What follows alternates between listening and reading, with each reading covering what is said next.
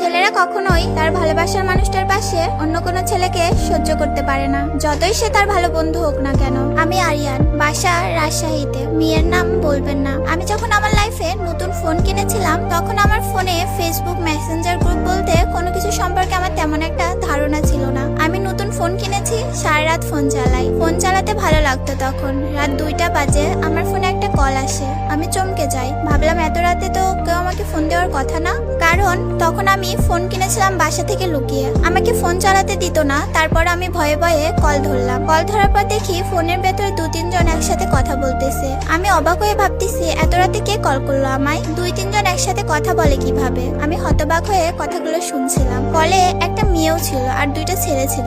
তখন আমাকে বললো, ভাইয়া আপনার পরিচয় দিবেন? আমি আস্তে আস্তে পরিচয় দিলাম। তারপর চুপচাপ করে তাদের কথা শুনতেছিলাম। যে মেয়ে কথা বলতেছিল তার ভয়েস আমার অনেক ভালো লাগলো। তাদের কথা শুনে আমি ঘুমিয়ে গেলাম। পরের দিন সকাল থেকে যতটুকু সময় পেতাম তাদের সাথে কথা বলতাম। তাদের সাথে কথা বলতে আমার অনেক ভালো লাগতো। যে মেয়েকে আমার ভালো লাগতো সে মেয়ে আমার নামে একজন বন্ধু ছিল, তাই সে আমার সাথে সবসময় তুই তুই করে কথা বলতো। আমি বুঝতে পারছিলাম আমি মেয়েটার প্রতি অনেক দুর্বল হয়ে পড়তেছি। মেয়েটা আমাকে বন্ধু মনে করে সারা রাত কথা বলতো, আমিও বলতাম। কিছুদিন এভাবে যাওয়ার পর আমি মেয়েটাকে বললাম, আমি তোমাকে ভালোবাসি। তখন মেয়েটা আমাকে বলে, আমার এর আগে একটা রিলেশন ছিল, আমি তাকে অনেক ভালোবাসতাম কিন্তু সে আমাকে ভালোবাসেনি, কিন্তু আমি তাকে এখনো ভালোবাসি, তো আমি তোকে ভালোবাসতে পারবো না। আমি তাকে অনেক বুঝালাম আমাকে ভালোবাসার জন্য, কিন্তু সে আমার কথা কোনোভাবেই মানলো না। সে আমাকে ভালোবাসতে পারবে না। আমি তারপরেও বললাম যে আমি তোমার জন্য অপেক্ষা করব।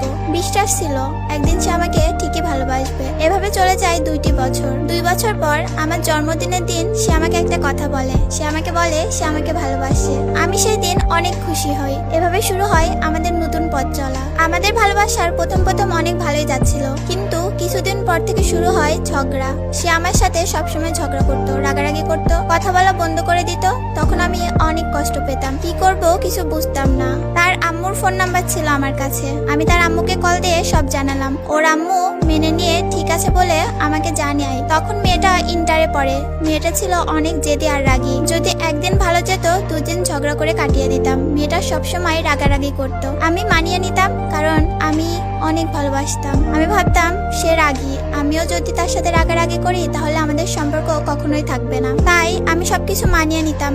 আমি কখনোই তাকে হারাতে চাইনি। তাদের ফ্যামিলি ছিল মধ্যবিত্ত। তার ফ্যামিলিতে সমস্যা হওয়ার কারণে সে একটা জব করতে শুরু করে। তখন সে ইন্টার পাস করে ভার্সিটিতে ভর্তি হবে। অফিসে যাইতো, তেমন আগের মতো কথা হতো না আমাদের। মাঝে মাঝে অফিসে গেলে তাকে কে পছন্দ করে, কে প্রপোজ করে সবকিছু এসে আমাকে বলে। তার কিছুদিন পর ভার্সিটিতে ভর্তি হয়। সেখানে গিয়ে তার কিছু নতুন বন্ধু হয়, যেগুলো আমি একদমই মেনে নিতে পারিনি। আমি তাকে বললাম, তোমার আমি থাকতে কেন এত বন্ধুর প্রয়োজন? সে বলল, আমি অফিসে যাই, তাই কলেজের খোঁজ খবর ঠিক মতো পাই না, তাই ওদের থেকে খোঁজ খবর নেওয়ার জন্য ওদের সাথে ফ্রেন্ডশিপ করছি। আমি বললাম ঠিক আছে। তার কিছুদিন পরে দেখলাম তার সেই বন্ধুর সাথে সে বেস্টু হয়েছে। তখন অফিস বন্ধ থাকে, তার সাথে চলাফেরা করে, যেগুলো আমি মানতে পারছিলাম না। তাই তাকে বলেছিলাম, আমাকে চাও নাকি তোমার বন্ধুদের? সে বলল, আমার বন্ধুদের। তখন আমি কিছু বলি নাই। বুঝতে পেরেছি আমার প্রতি যে ভালোবাসা ছিল তা শেষ হয়ে গিয়েছে। তাকেও আমি আর আটকে রাখিনি, ছেড়ে দিয়েছিলাম তার খুশি মতোই থাকুক, সে মুক্ত পাখির মতো।